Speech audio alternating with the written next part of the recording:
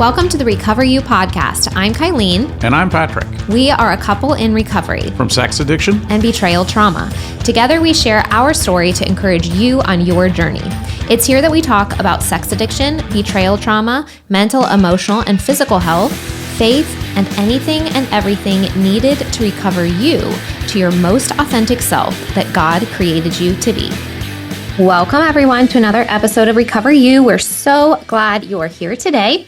This week is a solo episode with Kylene, and today we are going to talk about a topic that is really, really, really difficult for betrayed partners. And I think every single betrayed partner listening right now has probably had this question. And so if you are an addict partner, listen up, because your spouse probably is really curious about this topic too. And the question is, how can he love me and be engaged in a sex or porn addiction?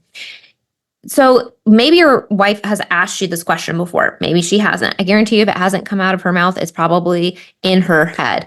This is one of the most common questions that a betrayed partner is going to struggle with. And one of the reasons is because these behaviors play directly into our primary triggers, our primary insecurities. They play right into the beliefs, I am not enough, I'm not pretty, he finds other women's bodies more attractive than me, I'm not sexy, all of these things, right? If there was any level of insecurity, lack of self-confidence, body image issues, porn and infidelity play directly into all of those insecurities. And they say, see, everything that you believed about yourself is true. So anything that you didn't like about your body, that's true. Anything you didn't like about your personality, obviously, that's why he cheated on you. There will always be somebody better looking and younger looking. All these things are floating through our minds as soon as we find out that our spouse has been engaged in some sort of sex or pornography addiction or behavior. So this is a question that is very common. It's very deeply rooted in the deepest levels of our pain. It's like one of the roots of betrayal is not being chosen. And why wouldn't I be chosen? I'm obviously not good enough. So the question naturally comes out of that. Well, how in the world can someone do this behavior? How can they choose someone over me and still love me? It's very, very, very confusing. So I'm going to answer that question today. And part of the answer is going to be understanding addiction a little bit more. We're going to talk about the trauma versus the disease model. And then, of course, we're going to talk about understanding this on a logical level does bring a lot of awareness to the betrayed partner. It's really helpful. It's very, very helpful. It provides a lot of clarity for us, and we have some aha moments.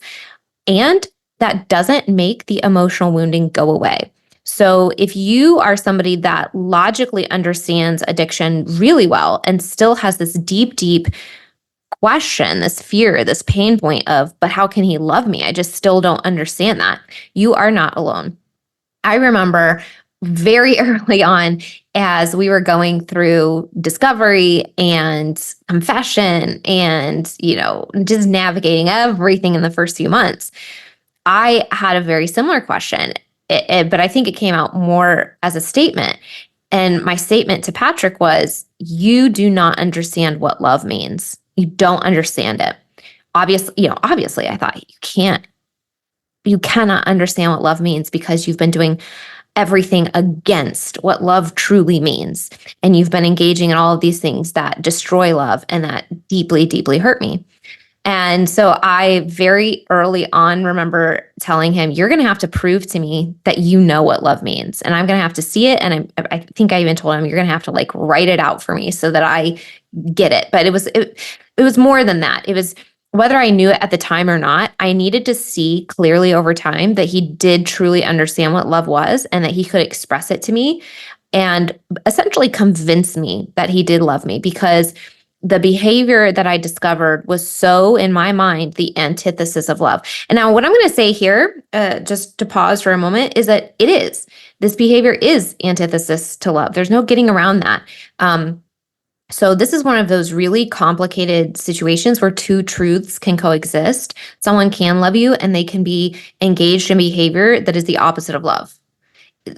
I know head explosions are happening, right? Like in my mind, this is hard. I get it.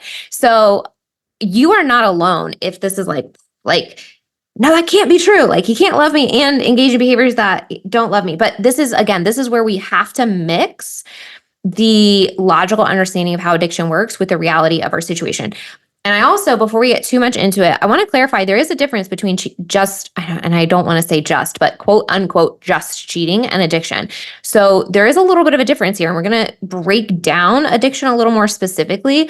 But so what I mean by that is if somebody, for example, had a one night stand versus they had a compulsive pornography addiction for 20 years, or someone kissed someone but they versus someone had a physical or emotional affair, right? So the impact to the betrayed partner may be exactly the same, and I definitely don't want to discount that.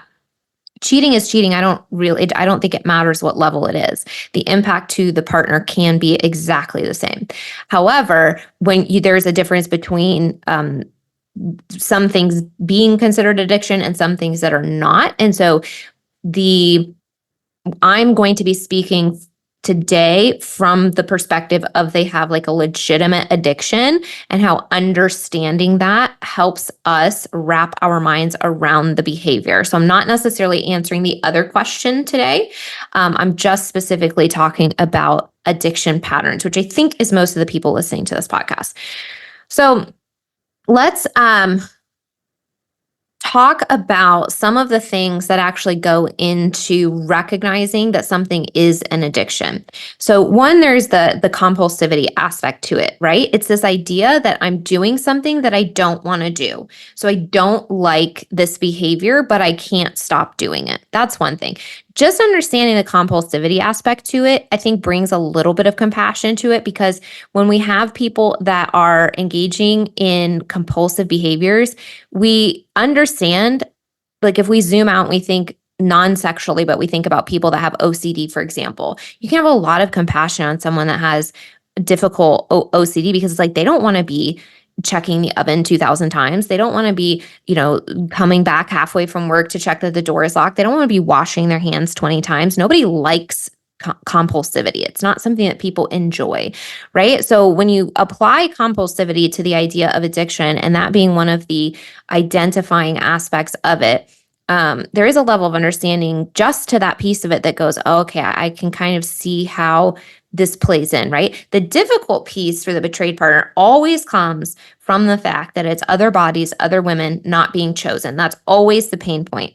So when we talk about trying to understand addiction, sometimes I try to compare it to drug addiction or alcohol addiction, just to bring the understanding of the brain patterns and the behaviors to light, because since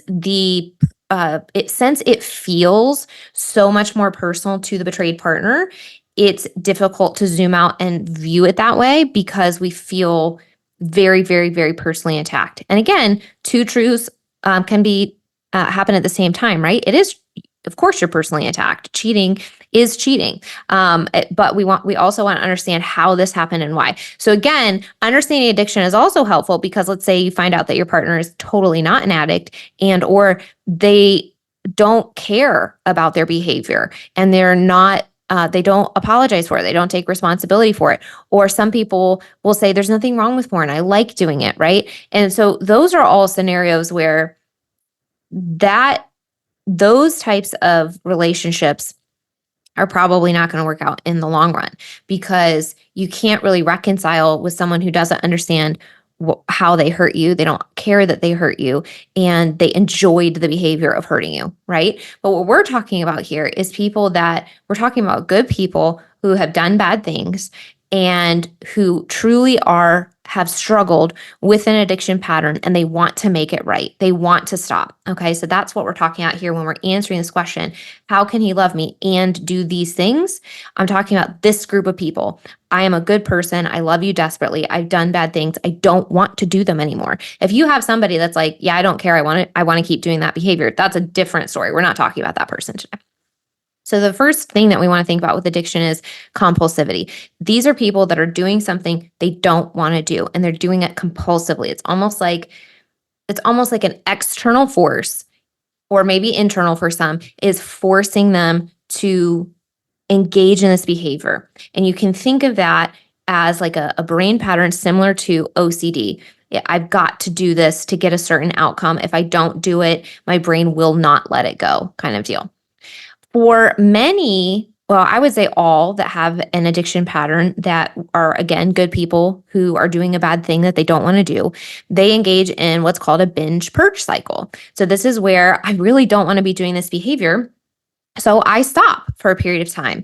But because I have not gotten the tools and the resources to actually heal the brain patterns, to actually change, to actually replace it into something healthy, then the behavior comes back the next time I'm anxious, or the next time something stressful happens, or the next time there's a particular trigger that resonates with their trigger pattern for acting out, whatever it is. And then there's a purge or a binge cycle. So then they jump, I think I said that backwards. A lot of good people doing this engage in a purge, which is where they stop the behavior altogether. And then when they're triggered, they engage in a binge. And so that's where they either jump right into it again, or they jump right into it at a higher level, or they jump into the same behavior, but they do a lot of it. And I've shared this on the podcast, I think, several times before, but when I was essentially doing a financial audit of all of our credit cards, of all of these things, as I was going through discovery, because I learned that money had been spent, I was actually able to see very, very clearly a binge purge cycle. So I would see the purge where there were like no charges, there was no activity, and maybe it would be 1 day, 3 days, maybe it'd be a week, maybe it'd be 2 weeks. I think the longest one, and this may be incorrect, but I remember when I was going through cancer treatment, I don't think I could find a single charge. But then it was fairly soon after treatment was done and I went on a trip, there was a charge that day. So absolutely crazy, absolutely devastating, so incredibly painful to see that. But for me to be able to see the financial patterns did help me, because I understood very clearly there was absolutely this effort regularly to stop the behavior, to stop spending money, to do all these things. And then all of a sudden there'd be like 10 charges one day or whatever. And all of a sudden there would be a binge. So the binge purge cycle is absolutely a pretty good sign that you have an addiction pattern, you have this compulsivity, you have somebody that wants to do the right thing, that is doing something they don't want to be doing, and it's all starting to play into this addiction pattern. The third piece that you want to think about when you're thinking about addiction is escalation of behavior. Now, this can happen in a variety of ways. So escalation of behavior can mean more frequency. So they're acting out more regularly. It can mean, hey, I used to spend this much money, but now I'm spending a lot more money. It can be the type of behavior. So maybe if they look at certain types of pornography, the type of pornography in the level of violence or extremity has increased and has escalated over time. So all of those different things. Or another one that can happen as well is that people used to look at pornography and then it has escalated into physical affairs. So that's another one that can happen too. One question that I always, always, always have when someone comes and says, my husband has physically cheated on me, is, do you know if he has a history of looking at pornography? Because I would be incredibly shocked at this point if someone would have a physical affair and not have a fairly significant history of porn use in their history. I'm sure it has happened. I'm sure there's exceptions to that, but it would be a very, very common pattern that by the time you get to a physical affair, there's also been some pornography use in the background. So again, escalation, right? We go from virtual to real life. We go from, I don't even want to say anything is low level, but low level to like extreme, right? That's probably not the best word for that, but there's a spectrum within pornography. There's a spectrum within, even Patrick's behavior, right? There's pre-recorded, or there's pictures, or there's different things like that. But then there's also the world of cybersex, where there's real women that you are talking to or typing to, or however you navigate that. And their only difference between real life is that there's a screen in between you, but it's a real person that you're interacting with, right? So there's so many different ways that these behaviors can escalate. And that's one of the signs of addiction is, I'm engaging in this thing that I don't like to do. I'm compelled to do it. I try to stop. I can't stop. I end up binging. I can't get the same result from the same material. So somehow that escalates with frequency, with intensity, with whatever. And the fourth piece that I'm going to mention with addiction is this is now impacting you in some way. Maybe it's impacting your mental health, your self-esteem. Maybe it's impacting your ability to focus at work. Maybe it's impacting your relationship. It's somehow impacting or harming yourself, your life, or other people. Obviously, any of the behavior is going to negatively impact your spouse, whether or not they are currently aware that the behavior is going on. It changes how you think, it changes how you act, it changes how you show up in the world. So there's really no way to get around that. So if you're in any way breaking the fidelity agreement and the marriage agreement that you guys have come to, again, whether or not she's aware of it, it's going to impact the relationship. So those are the four things that, again, just sort of bringing awareness around how addiction works, I think brings some understanding to the question of how can they do these behaviors and actually love me. There's a compulsion to it. They try to stop. They can't stop because they don't have the right tools. There's an escalation to it. And it's actually negatively impacting their life. But again, they still can't stop. They don't want to do it. They've noticed, I'm spending more money or I'm engaging in riskier behaviors or whatever it is, I still can't stop. Those are all signs that it's like a legitimate addiction. So how in the world does this happen? We have so many people that are good people. You look at the percentage of people that are faith-based, even in the church, that are engaged in behaviors like this, that can't stop or that engage in these behaviors very, very regularly. And it's like, how in the world do we have so many people that believe that it's wrong, that love their spouses, and end up having these patterns of behavior? Well, the number one reason that I think plays a huge role is early exposure. I would say that most people that would be considered an addict today, like in 2024, most of them almost guaranteed had some sort of early exposure. Now, this isn't always the case. Sometimes it's later, like in college, but so many of the people that would be considered sex or porn addicts today had some sort of inappropriate exposure very young, like ages like 9 to 16 young. And unfortunately, this number is getting younger and younger. Kids are getting exposed earlier and earlier and earlier to inappropriate materials, whether it's from someone on the bus or, something they see or, whatever it is. And so the way that this thing turns into an addiction is these kids are exposed at an extremely young age. Their brain is not developed. So of course they have no idea what to do with this information. They don't have a family system that's educating them around this. How many people listening have been raised in families where you just didn't talk about sex? SEX was like, it was like a 4-letter word, or it was a bad word in your home. Like, you don't talk about that. Shh, it's just the tone, the culture, the family culture, the past so many decades has been very hush-hush about stuff like this. We didn't have the tools. We didn't have the resources. Our family systems were not really educating us around healthy sexuality. And in some cases, it was like you would have parents that, of course, love their children and provide for their children, but there's not a lot of emotional connection there, right? So if you have a parent that you don't feel safe coming to saying, hey, I'm scared about this, or this thing happened, without feeling like you're going to get yelled at, or without feeling like you did something wrong, or, if you did something wrong, it's still safe to go to them, right? There's all these things. And so many of us grew up in that culture where we just didn't feel like openness, vulnerability, and talking to our parents was the thing to do. We didn't know how to do it. We weren't taught how to do it, right? So these men or people, because we now have the number of female porn addicts is escalating now as well. But a lot of these people that are considered addicts today in 2024 had very early exposure to inappropriate things. They did not have a family system that educated them around with this. So of course, then they did not have a way to process or make sense of the things that they have seen.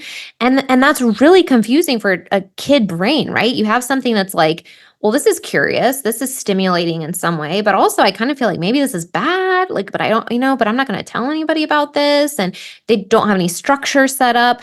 So then as their brain develops, this behavior has now registered as a coping mechanism at a young age. So now masturbation to pornography, or just masturbation in general, has become a chemical outlet for comfort. I know if I engage in this thing, I get this type of chemical reaction. It helps me feel more calm, or maybe someone associates it with the feeling of safety or self-comfort, right? There's all sorts of different things that at a very, very, very young age, with an undeveloped brain, an undeveloped body, these become very, very deeply rooted behaviors. So then you have these same people growing up, 18, 19, 20, 25, 28, 35 years old, struggling with these patterns, having an extreme amount of shame around these patterns, wanting to get married and wishing that this would all go away, and not ever having any sort of, way to process this. And then some of them thinking, well, if I get married,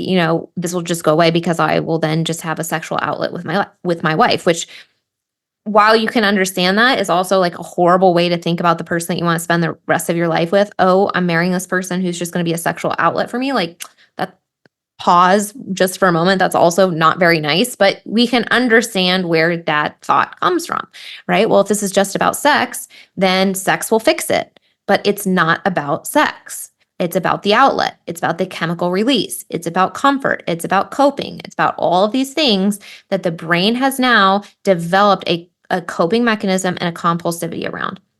So the number one reason, like, how can somebody, have these addictions and love me and still engage in this behavior? They had this really early exposure, and it got so deeply ingrained in them, they don't know how to break it. The second piece around this is early trauma. Now, this is something that I think pretty much everyone that has addiction behaviors has in their childhood, in their past. It can be anywhere on the spectrum. One thing that I notice is a lot of people want to,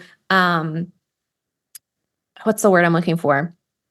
It's like they want to gaslight themselves about the trauma that they've had because it's not as bad as somebody else's trauma, and it doesn't matter. Trauma is just an experience in your life that's overwhelming to you at the time that you don't have the resources or the resilience to deal with. That's trauma. So, I mean, that is anything from the types of sexual abuse that we immediately think of when we think of trauma to, like we were talking about earlier, family systems that didn't provide emotional safety, and there was a little bit of emotional neglect in the family unit, right? So all of those things can be traumatic, and anything in between.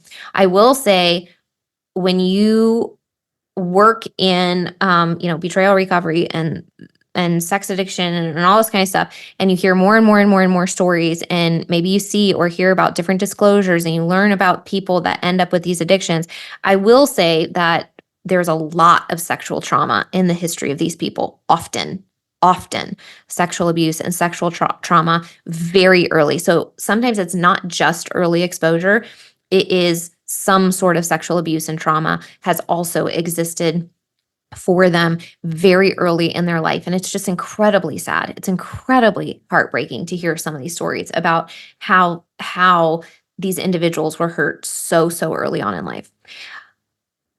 Once these patterns become established, they become deeply, deeply, deeply subconsciously rooted. So remember, the brain likes patterns, it very much likes patterns. And you'll often hear people talk about these patterns as train tracks. These train tracks get very deeply rooted. And so when you're talking about healing, you're talking about choosing and intentionally creating other patterns, intentionally creating a different pathway for the brain to go down. So we can't change the past. We can't change the early exposure. We can't change that these bad things happened. But what we can change is how we deal with anxiety. We can change how we deal with stress. We can change how we communicate with our partner. And all of this takes a lot of intentionality, a lot of healing. And that is what creates the new patterns where now I don't need this coping mechanism. Now I don't need to engage in that behavior anymore.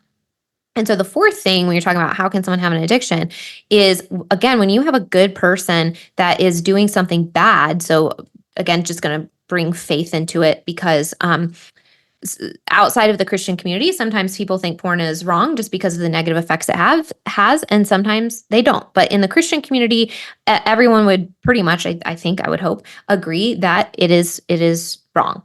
And so you have these people that view pornography as wrong, as infidelity, but they can't stop doing it. So of course they feel a tremendous amount of shame about that thing. And shame, being a negative emotion that they don't have a healthy coping mechanism for, plays right into the same pattern. So again, you go right back into that purge, binge, purge cycle, the escalation. And because the behavior itself, while it provides the chemical release, also ends up with this deep well of shame and guilt, which at some point has to be medicated. And so eventually they do it again. Okay, so now we have a little bit of an understanding of like what addiction is and how it shows up. And we have a little bit of an understanding of how addiction can show up for people. I do want to just put a little asterisk here. I do believe that there can be genetic components, certainly, that make people more predisposed to addictive behaviors. So, for example, if we said, well, everybody that was sexually abused in their childhood and saw pornography at the age of 9 turned into an addict, that would not be a true statement. It's just not true, right? It's like how some people that have trauma, it impacts their body and they might have an autoimmune disease from the stress and the impact 30 years later. Someone else that has trauma might struggle with PTSD, but not addiction. Someone else that struggles with sexual abuse and trauma may end up with addiction. So I do want to make that clear. But when we take the group of people that are addicts and look at the history, we are seeing all of these things. We see the early exposure, we see early trauma, absolutely brain patterns, safety, familiarity, coping mechanisms, and shame and guilt playing right into that. And that's how you end up having these good people doing bad things. So we understand a little bit about how this happens, but to answer the question, how can they love me and do these things? Maybe some of what we've said already has brought a little bit of light to that answer. But another way to think about it too is addiction can be very compartmentalized, and you are registered in a totally different compartment. So addiction, when somebody, again, is doing something they don't want to do and they feel this compulsion and it's self-medicating and it brings shame and guilt, that is put into this, I don't want to say non-reality, but almost, I'll say non-reality. Doug Weiss actually had a video, I think it's called Unstuck, that he made for women that were really feeling stuck. And one of the ways that he described it was that addiction is like playing a video game. It's this reality that is not real, that none of the rules in the real world apply. And so they can engage in all of these different behaviors, but it's not, even in their brain, it's more like a video game than it is real life.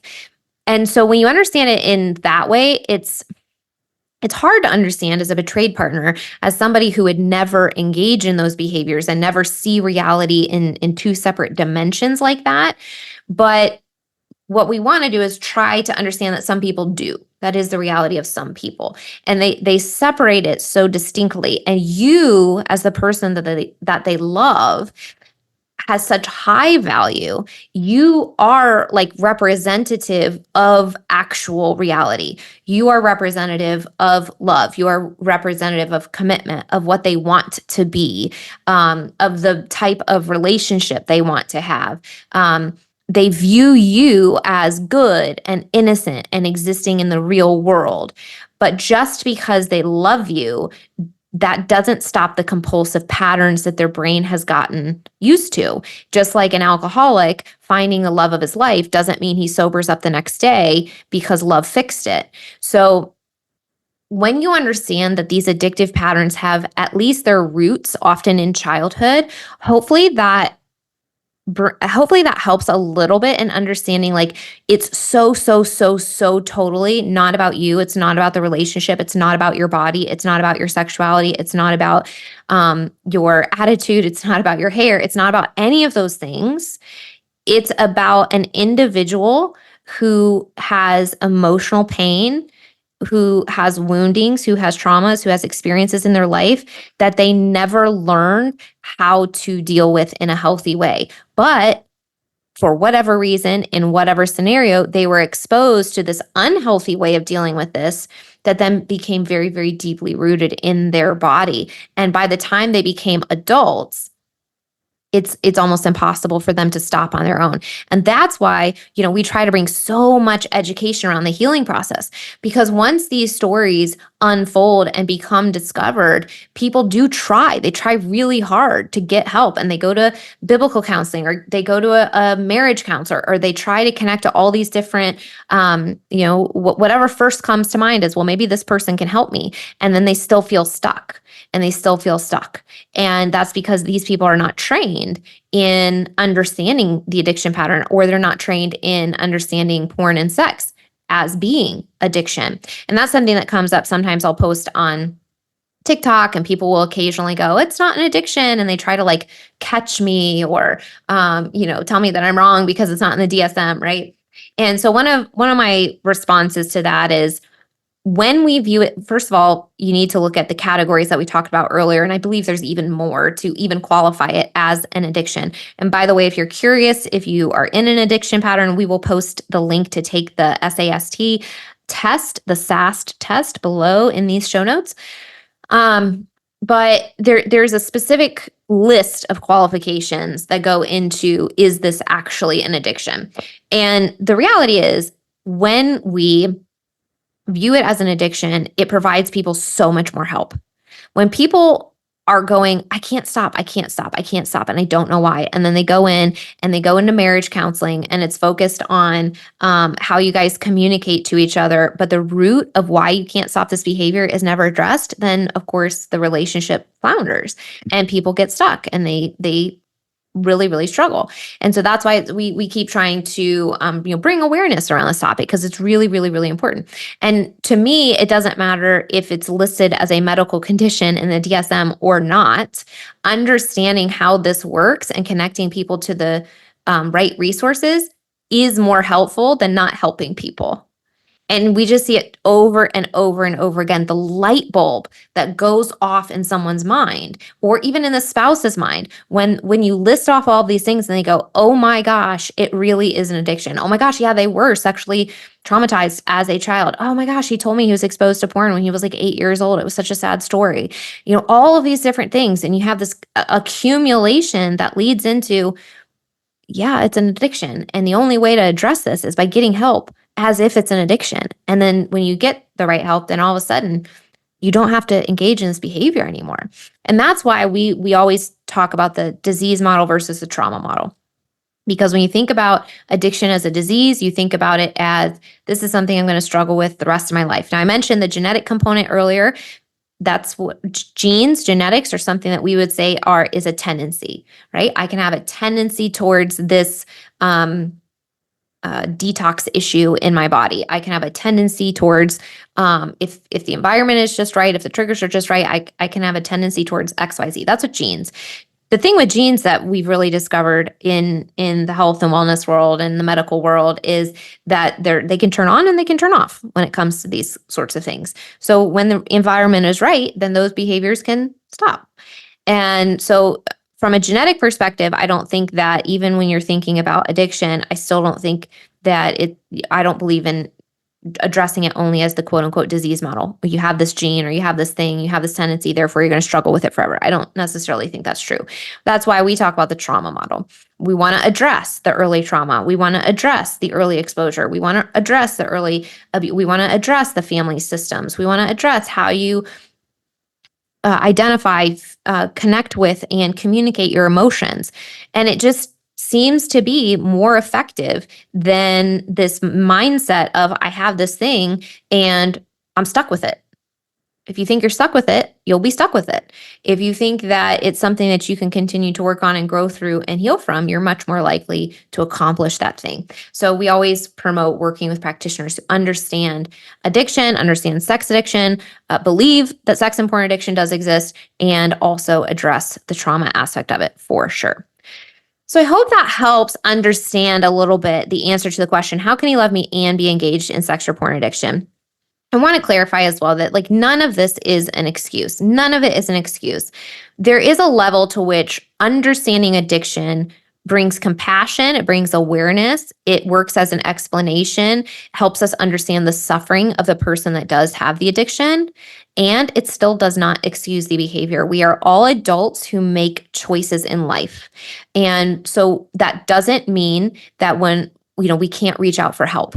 It doesn't excuse the fact that it is infidelity. There's no level of making excuses. And I don't want this podcast to be interpreted as that at all. So for the betrayed partner, logically understanding addiction can definitely help. But it's a different thing to emotionally process it. And it's just, we hear this time and time again, right? Like as the betrayed partner, yes, understanding alcohol addiction, understanding drug addiction we get it. It's hard for both people. It's hard for the addict. It's hard for the partner. There's a different level of betrayal. There's a different level of pain. There's a different level of it being personal when it has to do with sexuality, when it has to do with viewing other people's bodies, when it has to do with taking the sexual energy away from your partner. And so that's where for the betrayed partner, we can educate and understand addiction so that we at least have that level of compassion and understanding, and we understand the explanation of how. We can answer the question, how? But answering that question doesn't necessarily heal our wounding. And so that's where we have our own work to do with our own practitioners to identify the insecurities, the fears, the limiting beliefs, all of the pain points that we have. Because just like the addict, those pain points manifested into a compulsive behavior, our pain points can result in resentment, in anger, in anxiety, in depression, all of these different mental and physical health issues over time, not to mention just the toll it takes on the relationship itself if we stay in the relationship without addressing some of these. So our desire here at Recover You is to bring so much education around who do you connect to, what does healing look like, but then also to remind you and to really hold up the reality that two people can truly heal. You don't have to stay stuck here forever. We're not going to sugarcoat the reality that this process is hard, this process is painful, this process requires both people looking at and addressing some of the most vulnerable, most scary parts of their insides and their emotions. And nobody wants to do that. I'm never going to say this is like, nobody's going to like vote to do this in their life, right? But when we're thrown into the deep end, we have a choice to make. And that is, do I really want to throw the towel in, and do I want to cover up, and do I cover up, throw things under the rug? Do I want to continue to walk with all these stones in my shoes, but now I'm familiar with the stones in my shoes, and so I'm going to keep doing that? Or I can take off the shoe, I can empty out the rocks, I can look under the carpet and see all the dirt, I can do all these things. I'm going to address every single pain point painstakingly, one at a time. And when you have two people that are truly committed to healing, individually, and then they are focused on loving and valuing and helping and supporting the other person in their recovery as well, you really can get through to the other side and create something that's just totally different than any version of the relationship that you've experienced before. So I know this is a tough one. This is a really tough one because, like I mentioned at the beginning, this is one of the deepest pain points for the betrayed partner. And this is something that it has to be addressed between the two people. This is a conversation that will probably be had over and over again. I remember different phases of recovery asking Patrick, well, how do I know this? How do I know this? One of the things we wonder is, okay, you're doing all the right things. How can I trust that this is real? How can I trust that this is going to stick around, right? And time and consistency plays such a role in healing for both people. And the reason is because we were totally relaxed and totally safe when it actually was not safe. But we didn't know that. And now we know that it wasn't safe. And it's going to be hard to trust that things are safe now. And so that takes a lot of time and consistency and deep conversations and proving the steps out and walking it through together and talking about it and having deep conversations the whole way. But I hope that understanding addiction a little bit, understanding how addiction shows up. And again, the stories and sort of the structure that I shared maybe is not 100% the path that happened for every person, but it is certainly the most common story that we see. We see this pattern happen over and over and over and over again with a lot of the addicts that are working through recovery have these similar things in common. And so I wanted to share that with you today because I think it does absolutely help us answer the question. They can love you and be struggling with this thing. And we've also talked about in the podcast, and I'll just wrap up with this, that this does not mean that we expect relapse. Once this has come out, what we want to do is get connected to the right resources, deal with everything that we were just talking about, empty the shoe of the rocks, go do work on the trauma, work on the healing, communicate emotions, create safety, create stability, have accountability, set up the blockers, do whatever it takes to get into recovery. And we have 2 people that are willing to do that. It's totally possible. I hope this episode was helpful, and we will see you next week. Woohoo! If you're listening to this, it means you've made it through an entire episode. Part of recovery is spending time engaging in healing and self-growth activities. We are thankful that you chose our podcast to be one of those activities today. Make sure you reward yourself for that accomplishment. If you've enjoyed this episode or this podcast, we would love to hear from you. Please take just a few moments to leave a rating and review, letting us know your experience with Recover You. We not only love hearing how these episodes are helpful, but ratings and reviews help others just like you who are searching for recovery information and support find the podcast too. We can't wait to hear from you. See you next week.